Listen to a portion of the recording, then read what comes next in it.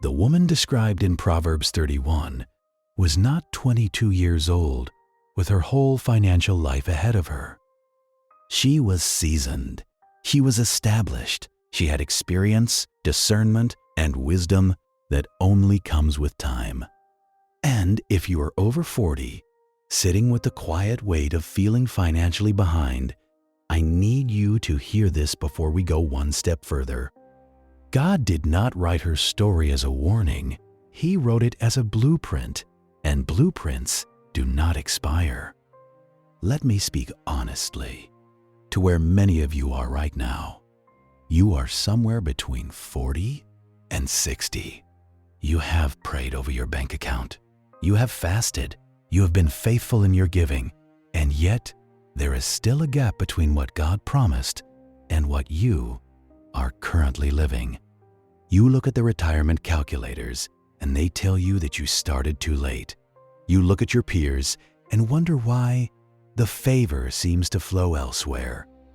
And in the quiet moments, the ones nobody else sees, you ask God a question that feels almost too honest to say out loud. Did I miss my window? You did not miss your window. What you may have missed is the blueprint. And Proverbs 13:22 tells us that a good person leaves an inheritance for their children's children, not a good young person, not a good person who started at 25, a good person. That means you qualify. That verse is written for you, over 40, right now, today. Here is what I want you to understand before we walk through these 7 habits together. Starting God's financial principles at 40 or 50 is not a disadvantage. The woman in Proverbs 31 moved with the kind of calm precision that only comes from having lived long enough to know what matters. Wisdom is your competitive edge. You have already survived things that would have broken someone younger. God can work with that. He always has. Habit number 1. She puts God at the center of every financial decision. The daily behavior here is simple but profound. Before she touches money, she positions her heart before the Lord. Proverbs 30:30 says this directly. Charm is deceptive and beauty is fleeting, but a woman who fears the Lord is to be praised. Fear of the Lord in this context does not mean terror. It means a reverence so deep and so consistent that it shapes every financial choice before the choice is made. She does not budget and then pray. She prays and then budgets. She does not earn and then honor God. She honors God and then. For women over 40, this habit carries special weight. You have lived long enough to know what it feels like to manage money in your own strength. You have seen where that leads. The practical application here is to create what I call a first fruits decision habit. Before any major financial move, whether it is accepting a job offer, signing a lease, making an investment, or even deciding how to handle a tax refund, you stop. You pray specifically. You ask God what honoring Him looks like in this situation. Your action for tomorrow: write down one financial decision you have been holding and bring it to God in prayer before you look at a single spreadsheet or talk to a single advisor. Habit number 2. She works with joy and intentionality, not out of desperation. Proverbs 31:13 says, she selects wool and flax and works with willing hands. The Hebrew word translated as willing carries the meaning of delight and pleasure. She is not grinding through her work with a clenched jaw. She is engaged. She sees her labor as part of her calling, not separate from it. This is a woman who has aligned her skill with her purpose. Women over 40 often carry a heavy burden around work. Either they feel their best years are behind them professionally, or they are trapped in work that drains them without building anything lasting. This habit invites a different posture. The financial application is this: your current income Whatever it is becomes the seed ground for what God is building. Willing hands do not just mean hard work. They mean purposeful, directed, God-aligned effort. Ruth worked in a field that was not her own, picking grain that others had left behind. Nobody was grading her performance, but she worked like the harvest mattered, because it did. And God used that one posture of diligent faithfulness to redirect her entire financial destiny. Your action for tomorrow: identify one skill you already possess that you could apply more intentionally toward building income. Not a new skill, something God already placed in your hands.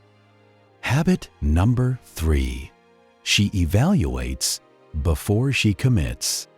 Proverbs 31:16 is one of the most financially specific verses in all of Scripture. She considers a field and buys it. From her earnings, she plants a vineyard. The word for considers in the original Hebrew means to calculate, to evaluate, to examine thoroughly before acting. She does not buy on impulse. She does not invest because someone excited her at a conference. She looks at the field. She counts the cost. She runs the numbers. And then she moves. For women over 40, impulse spending and emotionally driven financial decisions have likely already cost something. This habit is the correction. The financial application is building a personal decision threshold. Any purchase or investment above a set amount requires a 48-hour review period, a written pro and con list, and prayer. No exceptions. Abigail in 1 Samuel 25 had minutes to make a critical decision, and she deployed her resources with surgical precision because she already knew what was in her house. You cannot plan in a crisis. You plan in the calm so you can move wisely when pressure comes. Your action for tomorrow: write down 3 recurring expenses you have never formally evaluated. Look at each one and ask whether it is building something or simply consuming. Stay with me, because what I am about to show you in the next 3 minutes is the part most believers completely skip, and it is exactly why they stay stuck. Habit number 4. She builds multiple streams of income. Read Proverbs 31:14, 16, 18, and 24 together, and something remarkable emerges. She is like merchant ships. She buys a field. She plants a vineyard. She makes linen garments and sells them. She supplies sashes to merchants. This is not a woman with one paycheck. This is a woman with a portfolio: real estate, agriculture, manufacturing, trade. The Scripture does not rebuke her ambition. God inspired every line of it. Women over 40 have a specific advantage here that younger women simply do not have. You have professional experience, relationships, and credibility. Those are the raw materials of consulting, mentoring, freelancing, and service-based income. The financial application is to identify one additional income stream you could begin building within the next 90 days, using what you already know. Not a get-rich-quick scheme. A seed. Something small, honest, and sustainable. Lydia in Acts 16 ran a high-end textile business in a Roman city. Her enterprise was not a distraction from her faith. It became the financial foundation for the first church in Europe. God is not asking you to choose between purpose and prosperity. He is asking you to put both in His hands. Your action for tomorrow: write down one service, skill, or product you could offer that the market would pay for. Just write it down. That is the beginning. Habit number 5. She prepares before the storm, not during it. Proverbs 31:21 and 25 paint a remarkable picture. She has no fear for her household when it snows, for they are all clothed in scarlet. She can laugh at the days to come. That laughter is not naivety. It is the confidence of a woman who did the work in advance. When winter arrived, her family was covered. When uncertainty came, she was not scrambling. For women over 40, this habit speaks directly to the reality of your financial season. The years between 40 and 60 are the prime building years for long-term financial security. Emergency funds, retirement contributions, debt elimination, insurance coverage, these are not boring topics. They are the scarlet garments your future self will be grateful you prepared. The Shunammite woman in 2 Kings 8 received a warning about a coming famine, and she acted on it without hesitation. 7 years later, when she returned, everything she had left behind was restored, and she was compensated for what she had missed. God honored her foresight. Your action for tomorrow: calculate the current gap between what you have in savings and 3 months of your basic expenses. Write the number down. That number is not shame. It is a starting point. Habit number 6. She gives with open hands, especially when it feels difficult. Proverbs 31:20 says, "She opens her arms to the poor and extends her hands to the needy." 2 different Hebrew words are used for those she serves. One refers to the working poor who are overlooked. The other refers to those in desperate destitution. She gives to both, not selectively, not conditionally. Her hand is already open before the need presents itself. Women over 40 who feel financially behind are often tempted to close their hands until the breakthrough comes. But Scripture consistently shows us that generosity is not the reward for financial success. It is often the catalyst. Luke 6:38 is not a prosperity formula. It is a kingdom principle. Give, and it will be given back to you. Pressed down, shaken together, running over. Tabitha in Acts 9 was a seamstress with no platform and no megachurch, but she used her skill to clothe widows nobody else was caring for. When she died, the testimony of her generosity was so powerful that God sent her back. Her open hand changed her destiny. Your action for tomorrow: identify one act of financial generosity you can do this week. It does not have to be large. It has to be intentional. Habit number 7. She speaks wisdom that outlives her. Proverbs 31:26 says, "She opens her mouth with wisdom, and faithful instruction is on her tongue." The Hebrew word used here for wisdom is chokmah. It does not mean cleverness or intelligence.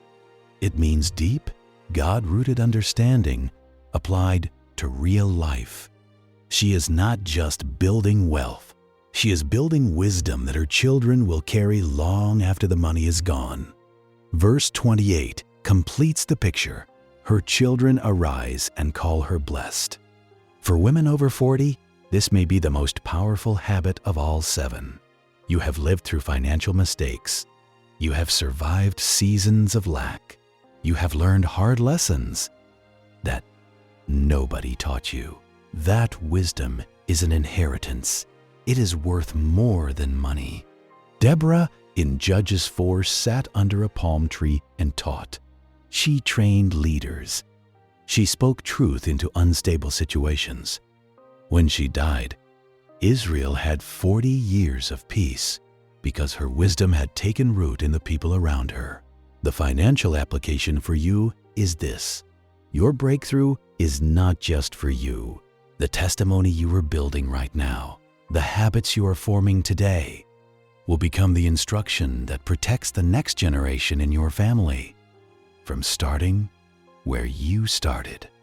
Your action for tomorrow: have one honest conversation with someone younger in your life about one financial lesson you have learned the hard way. That is generational wealth beginning to transfer. Now let me speak briefly about the advantage of the late starter, because Scripture has something to say about this too. Moses was 80 years old when he stood before Pharaoh and led the most significant liberation movement in human history. His greatest impact did not begin until the second half of his life. Abraham received the promise of generational legacy when he was 100 years old. Caleb was 85 when he said, "Give me this mountain." God does not measure productivity on the world's timeline. He measures faithfulness. And faithfulness at 45 or 55, built on His Word, has the power to outperform a lifetime of worldly hustle. If you want everything in one place, the complete Proverbs 13:22 Wealth Rebuild Workbook is available in the link in the description and is free. It is not a quick fix. It is the full blueprint, organized and practical for believers who are ready to build on God's financial principles for the rest of their lives. If something in you just woke up, honor that. God is not trying to shame you. He is redirecting you. Before you move on, take one honest step. Like this video so this message reaches other believers who have been asking God for financial direction but never found teaching that connects Scripture to real financial life. Share it with someone who has been praying for financial movement but needs to hear that God's wisdom is not vague. It is practical. It is written. And it still works.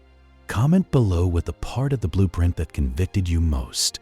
Discipline, stewardship, generosity, delayed obedience. I read every one. Subscribe to Divine Money Code, not for entertainment, for Scripture-grounded wisdom that speaks truth without watering it down. The blueprint has always been there. You just had not opened this chapter yet. Open it now.